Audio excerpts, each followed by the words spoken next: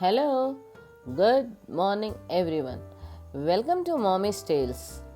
వర్షం పడుతూ సాయంకాలం పూట ఆ వాన చినుకుల్లో వేడివేడి టీ తాగుతూ పక్కన నంజుకుంటాకి వేడివేడి వామాకు పకోడీ తింటే ఆహా ఎంత కమ్మగా ఉంటుందో కదండి.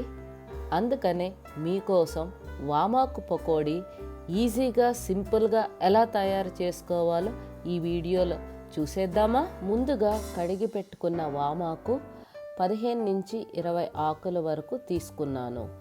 దాన్ని సన్నగా కట్ చేసుకోవాలి.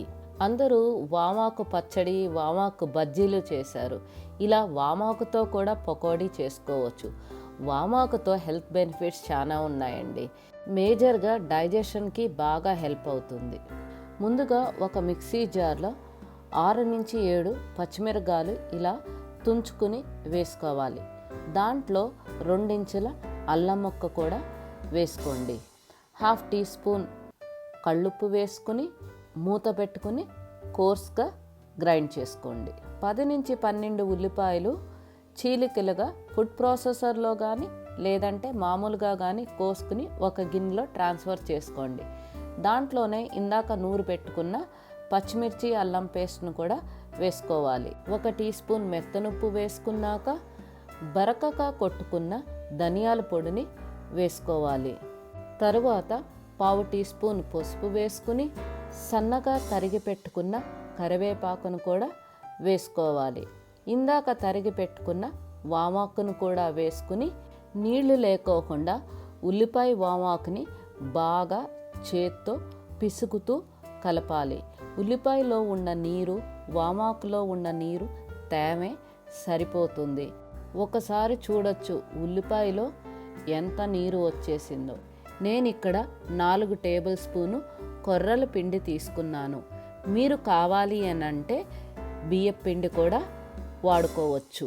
1/2 టీ స్పూన్ వంట సోడా వేసుకుని 1 కప్పు శనగపిండిని వేసుకోవాలి. చేత్తో శనగపిండిని బాగా ఉల్లిపాయ అంతా కలుపుకుని బాగా పిసుక్కోవాలి. నేనైతే వాటర్ అనేది వేయలేదు, అదే కన్సిస్టెన్సీ సరిపోయింది. ఒకవేళ మీకు గనక పొడి పొడిగా అనిపిస్తే కొంచెం చేతిలో నీళ్లు తీసుకుని చిమ్ముకుని కొంచెం కొంచెం కలుపుకోవాలి, లేదంటే పలసనైపోతుంది. ఈ కన్సిస్టెన్సీ వస్తే సరిపోతుంది.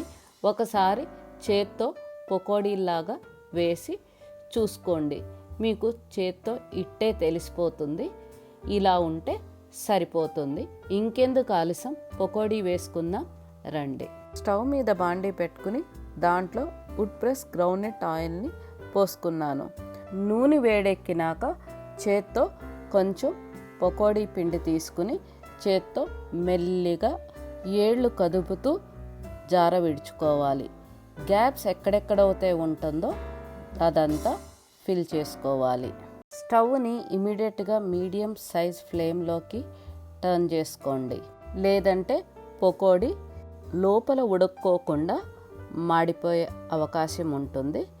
2-3 మినిట్స్కి మీకు కింద పక్కన కొంచెం ఎర్రగా కలర్ వస్తుంది. అప్పుడు ఫ్లిప్ చేసుకోవాలి. ఫ్లిప్ చేసుకున్నాక 2-3 నిమిషాల పాటు వేయించుకోవాలి. అప్పుడు ఇలా బ్రౌన్ కలర్లో వస్తాయి. ఒకసారి ఎక్కడైనా తెల్లగా ఉంటే ఫ్లిప్ చేసుకుని ఇలా జాలి గెరిటితో ఒక ప్లేట్లోకి ట్రాన్స్ఫర్ చేసుకోండి. ఇదే ప్రాసెస్ని మిగతా పిండితో కూడా కంటిన్యూస్గా ఆయిల్ వేసుకుని మీరు ప్లేట్లోకి ట్రాన్స్ఫర్ చేసుకోండి. ఇంత సింపుల్గా వేడివేడి వామాకు పకోడీ రెడీ అయిపోయింది. ఇంకెందుకు ఆలస్యం అండి? నచ్చిందా? చేసుకుంటారా? See you in the next video. Until then, bye.